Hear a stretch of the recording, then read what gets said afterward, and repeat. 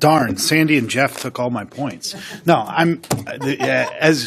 that's a half joke, but Sandy, well done. I mean, I think my hand shot up earlier with respect to the plan because admittedly this is a secondhand story, but I think it's indicative of somebody downstate saying to somebody in this room, "Oh, you guys are always complaining up in Fairfax County, but you're doing so well, you know, it all falls on deaf ears."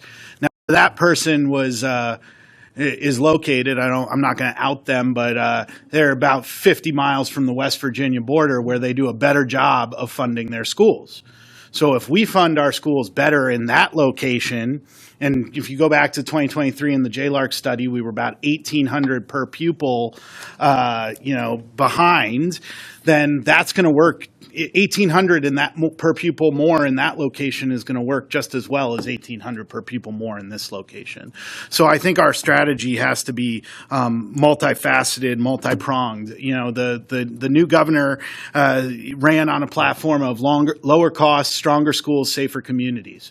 The second thing was stronger schools. I think she wants to expand the total pie of education funding, and I think that offers us a really great opportunity. And of course, Jeff took the other thing I was going to say because, I was talking to Christina earlier. We have this $24 million placeholder in for extra transit funding. I mean, just so everybody in this room knows, last year we spent $65 million on Metro and $46 million on connector and other transit. There have been major problems with Metro, and we need to make sure that Metro is still sustainable and doesn't hit a fiscal cliff with respect to its capital funding.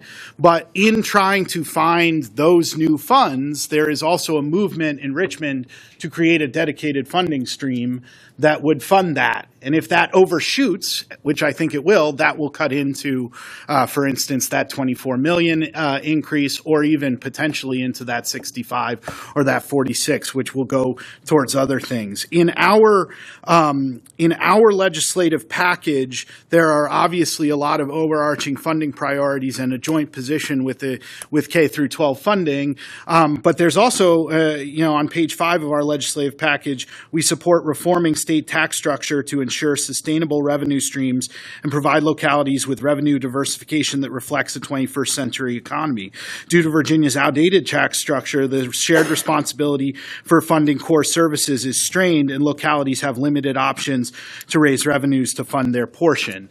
So I think that's really important that we all emphasize that in talking to legislators as well. We also received a very sobering presentation this morning from NACO, the National Association of Counties, talking about what's happening at the federal level is pushing a lot of services down to the local level. So a lot of things that were paid for with federal government, there's decreased intergovernmental support and increased cost here because we're still going to provide services to our people. We're still going to try to take care of the most vulnerable in our community, but now we're going to be paying for more of that at the local level. And as was noted by Christina, SNAP, we are one of 10 states in the country where SNAP is handled locally, not by the state itself. And we've already seen that certain SNAP numbers are going to go up. That's on one side of the ledger, so I think we do need to work our best on those levers to the degree we can. Obviously, on the other side of the ledger, we're looking, if I read this correctly, we're looking at significant potential cost savings cuts, you name it, on both sides of the house, both in counties and schools.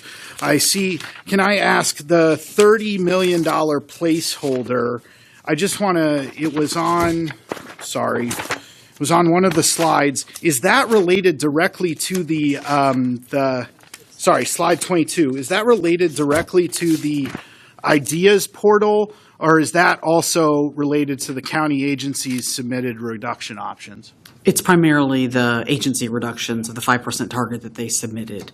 I don't think that we've put any kind of estimate on the ideas portal because they're still just trying to go through all of those. Okay, and last year that number on the county side was 51 million, correct? Yes. So we can Not at this time of the year, but ultimately, correct. yes. So what I'm saying is we can expect that 30 million in reductions to most likely, depending on what the revenue projections are, depending on other fiscal constraints, to probably be higher this year. Is that correct? I think that we were trying to be conservative, so I don't know that it's going to be far different from what we've included here, but it might be a little bit higher. Understood. We hope not. Okay. Yeah, but I mean, that's where we are. We're probably looking at that number or a little bit more, but we hope it's less. Okay.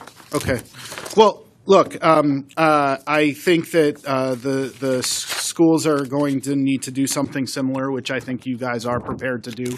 Robin and I were just talking about that, and she'll have her second to talk about that. Sorry to steal. But, we're looking at a situation where right now the projected shortfall, it's not a deficit, it's a shortfall that we will close, is going to need to be closed by shared sacrifice on both sides.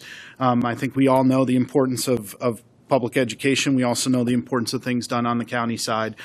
We got a lot of work to do, and boy, I sure hope our revenue projections are overly conservative at the moment, but I'm not going to hold my breath. I think we know we all have a lot of work to do. Thank you.